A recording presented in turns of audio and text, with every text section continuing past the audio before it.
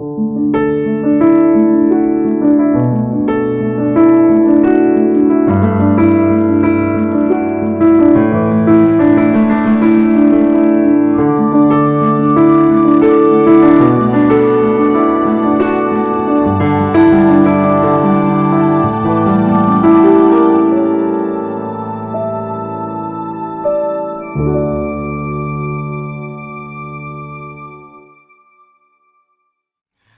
everybody in Indonesia. My name is Brian, and good morning. I'm going to sing a worship song, which is it's a very old hymn in English. Its name is called "Be Thou My Vision." So enjoy the song. God bless you all.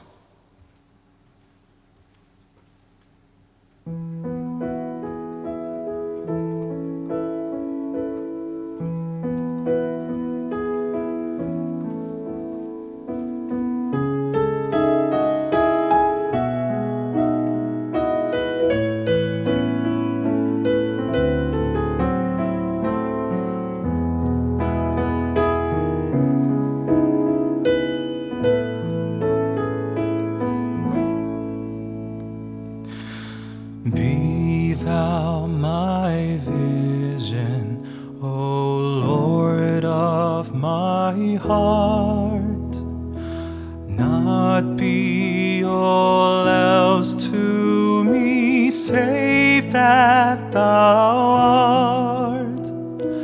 Thou my best thought by day or by night, waking or sleeping, thy presence my light.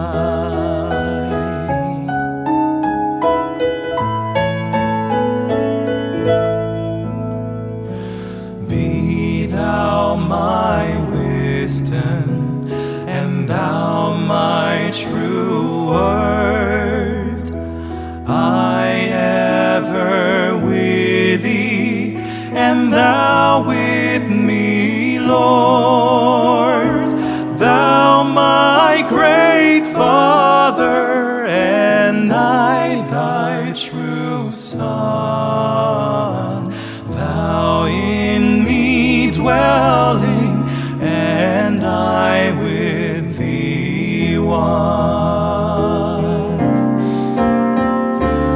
Riches I heed not, nor vain empty praise. Thou mine inheritance now and always. Thou and thou only, O first in my heart. High King of heaven, my treasure thou art. O High King of heaven, my victory won. May I reach heaven's joy, bright heaven's sun. Heart of my own heart, whatever be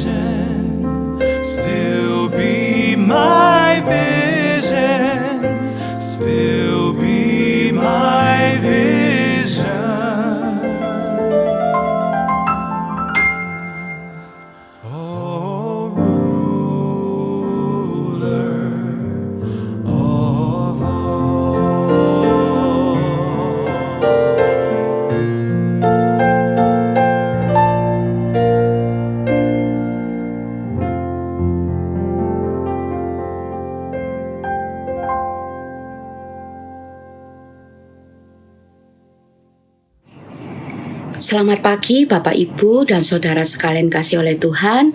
Kita berjumpa kembali dalam kasih karunia Tuhan kita Yesus Kristus. Nah Bapak Ibu, tidak terasa beberapa hari lagi kita sudah merayakan Natal. Karena itu pada pagi hari ini saya rindu kita merenungkan sebuah kisah Natal yang dicatat di dalam Lukas pasal 1 ayat 26 sampai 38. Jadi di sini malaikat Gabriel diutus oleh Tuhan untuk menemui Maria. Saya bacakan mulai ayat 28. Ketika malaikat itu masuk ke rumah Maria, ia berkata, "Salam hai engkau yang dikaruniai, Tuhan menyertai engkau." Maria terkejut mendengar perkataan itu, lalu berkata di dalam hatinya, "Apakah arti salam itu?" Kata malaikat itu kepadanya, "Jangan takut hai Maria, sebab engkau beroleh kasih karunia di hadapan Allah. Sesungguhnya engkau akan mengandung dan akan melahirkan seorang anak laki-laki, dan hendaklah engkau menamai dia Yesus. Ia akan jadi besar dan akan disebut anak Allah yang maha tinggi, dan Tuhan Allah akan mengaruniakan kepadanya tahta Daud bapa leluhurnya. Dan ia akan menjadi raja atas kaum keturunan Yakub sampai selama-lamanya, dan kerajaannya tidak akan berkesudahan." Kata Maria kepada malaikat itu, "Bagaimana hal itu mungkin terjadi, karena aku belum bersuami?" Jawab malaikat itu kepadanya, "Roh Kudus akan turun atasmu dan kuasa Allah yang maha tinggi akan menaungi engkau. Sebab itu, anak yang akan kau lahirkan itu akan disebut kudus, anak Allah." Ayat 37, "Sebab bagi Allah tidak ada yang mustahil." Kata Maria, "Sesungguhnya aku ini adalah hamba Tuhan, jadilah padaku menurut perkataanmu itu." Lalu malaikat itu meninggalkan dia. Ya, di ayat yang sudah kita baca tadi dikatakan bahwa Maria ini adalah seseorang yang dikaruniai oleh Tuhan. Di dalam terjemahan yang lain dikatakan highly favor. Artinya dia ini bukan hanya sekedar dikaruniai, tapi dia beroleh karunia yang sangat besar. Tuhan sangat berkenan kepada Maria. Nah, kita bisa melihat bahwa Maria ini adalah pilihan Tuhan yang tepat.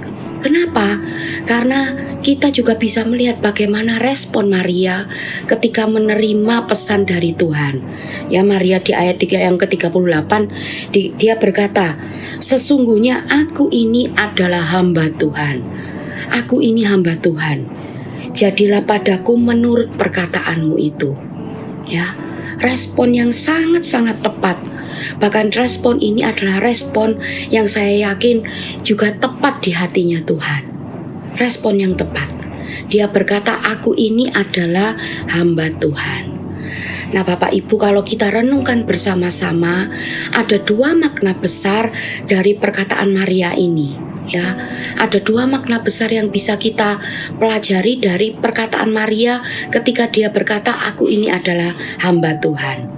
Yang pertama ya, ketika dia berkata bahwa dia ini adalah hamba Tuhan, berarti dia ini siap untuk melakukan perintah daripada Tuhan yang adalah tuannya. Maria hamba, tuannya adalah Tuhan. Dia siap melakukan semua perintah daripada tuannya, yaitu Tuhan. Ya, dia siap. Kita tahu bersama-sama Maria ini adalah orang muda. Dia tentu punya banyak sekali harapan, punya banyak sekali mimpi.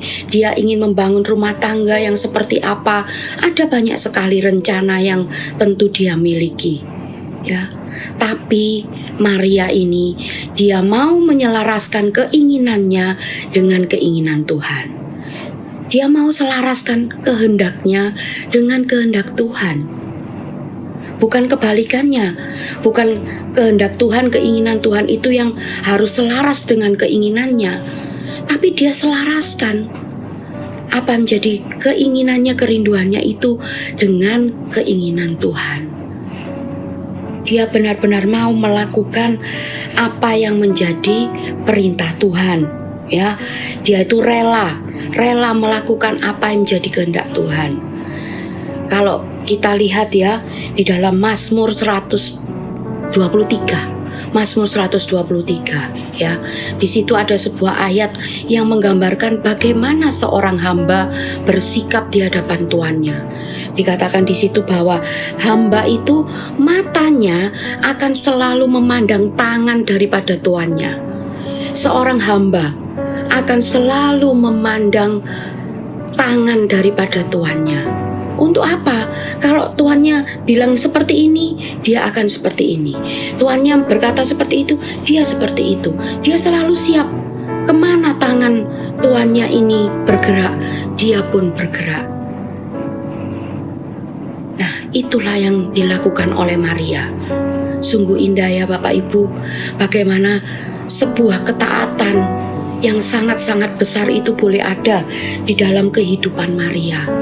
Bahkan kalau kita ingat ya, bagaimana Yesus, dia pernah berkata di dalam Yohanes 4 ya, Yesus berkata, makananku ialah melakukan kehendak Dia. Makananku adalah melakukan kehendak Dia yang mengutus aku dan menyelesaikannya. Inilah juga yang dilakukan oleh Maria, yang menjadi makanannya sehari-hari sejak saat itu adalah dia melakukan kehendak daripada Tuhan yang mengutus dia. Dan dia menyelesaikannya sampai akhir.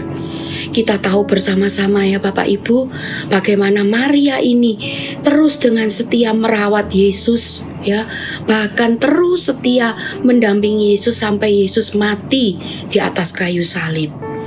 Dia selesaikan apa menjadi tugas dan tanggung jawabnya sebagai seorang ibu daripada Sang Mesias. Dia taat melakukan hari demi hari, dia menanggung semuanya dengan penuh kerelaan sebagai seorang hamba yang taat dan setia. Ya. Nah, itu makna yang pertama. Makna yang kedua adalah ketika dia percaya bahwa dia itu adalah hamba Tuhan, maka dia percaya pada kebaikan daripada tuannya, yaitu kebaikan daripada Tuhan. Dia percaya, ya, dia percaya kepada kebaikan daripada tuannya, daripada Tuhan. Karena itu ya Bapak Ibu, kita tahu bersama-sama ya, ada resiko yang harus dihadapi oleh Maria ketika dia menerima tanggung jawab ini ya. Ada resiko yang harus dihadapi, bukan? Ya, bagaimana kalau misalnya Yusuf itu tidak percaya lalu kemudian meninggalkannya? Bagaimana kalau orang-orang sampai tahu dia hamil, kemudian dia harus menerima akibat, yaitu dirajam oleh batu sampai mati? Ada resiko yang harus dihadapi. Tapi dia percaya ya. Karena itu ketika dia bertanya bagaimana hal ini mungkin terjadi, karena aku ini kan belum bersuami, malaikat menjawab berkata apa? Bagi Allah tidak ada yang mustahil. Di situ malaikat berkata, ayo angkat iman percayamu. Bagi Tuhan tidak ada yang mustahil. Ketika malaikat berkata seperti itu, Maria langsung percaya. Dia percaya bahwa ketika Tuhan mengutus dia, Tuhan memberi tanggung jawab kepada dia, maka dia juga percaya Tuhan pasti memelihara dia. Tuhan pasti melindungi dia. Dia percaya, dia tidak khawatir. Dia percaya kepada kebaikan Tuhannya ini, kebaikan Tuhan. Kalau kita hubungkan ya, di dalam Keluaran 21 di situ ada kisah mengenai bagaimana hamba kasih atau budak kasih ya. Seorang budak ketika dia percaya kepada tuannya, percaya kepada kebaikan tuannya, maka dia akan menindikkan telinganya di ambang pintu rumah tuannya, menjadi tanda bahwa dia akan mengabdi seumur hidup kepada tuannya. Kenapa? Karena dia percaya tuannya itu baik, tuannya yang akan mengatur rumah tangganya, yang akan membuat dia berkeluarga, yang akan memelihara anak cucunya. Dia percaya kepada tuannya. Karena itu dia mau mengabdi kepada tuannya seumur hidupnya. Sama seperti Maria, dia percaya bahwa Tuhan itu adalah Tuhan yang baik. Karena itu dia mempercayakan seluruh hidupnya, masa depannya kepada Tuhan, tanpa khawatir sedikit pun. Nah, Bapak Ibu, pada pagi hari ini biarlah ini menjadi perenungan kita bersama, ya. Natal itu adalah momen pengharapan, momen sukacita, ya. Momen pengharapan dan sukacita. Tapi mungkin saat ini Tuhan membawa kita kepada rencana, kepada kehendak-Nya yang tidak bisa kita mengerti, yang sulit sekali bagi kita untuk kita mengerti, ya. Tapi mari kita responi sama seperti Maria meresponi pesan Tuhan. Kita mau menjadi hambanya, ya. Menjadi hambanya berarti apa? Kita dengan rendah hati menerima setiap ketetapan-ketetapan Tuhan dalam hidup kita, menerima setiap rencana Tuhan dalam kehidupan kita. Dan yang kedua, kita percaya dengan sungguh-sungguh akan kebaikan hati Tuhan dalam kehidupan kita. Percayalah, ketika kita meresponi rencana Tuhan dengan sikap yang tepat, dengan berkata, Tuhan, aku ini hamba-Mu, maka percayalah, berkat Natal, sukacita Natal, pengharapan Natal akan menjadi bagian kita semua. Tuhan Yesus memberkati. Mari sama-sama kita berdoa. Tuhan Yesus, kami mengucap syukur Tuhan karena kami boleh mulai merayakan sukacita Natal ada dalam kehidupan kami. Tuhan, kami serahkan seluruh kehidupan kami ke dalam tangan-Mu Tuhan. Kami ini adalah hamba-hamba-Mu. Mari Tuhan bekerjalah sesuai dengan kehendak-Mu, sesuai dengan rencana-Mu. Kami berserah penuh kepada Engkau Tuhan. Dan kami yakin percaya Tuhan sudah mendahului semuanya, memimpin semuanya, dan mendatangkan kebaikan bagi kami. Terima kasih Tuhan, kami serahkan seluruhnya ke dalam tangan-Mu sepanjang hari ini, bahkan seluruh kehidupan kami memasuki tahun yang baru, kami serahkan semuanya ke dalam tangan-Mu Tuhan. Kami yakin berkat-berkat-Mu sudah menyertai kami semua. Di dalam nama Tuhan Yesus Kristus, haleluya, amin. Oh, High King of Heaven, my victory won. May I reach heaven's joy, bright heaven's sun. Heart of my own heart, whatever befalls, still be my vision, O ruler of all. Still be my vision, still be my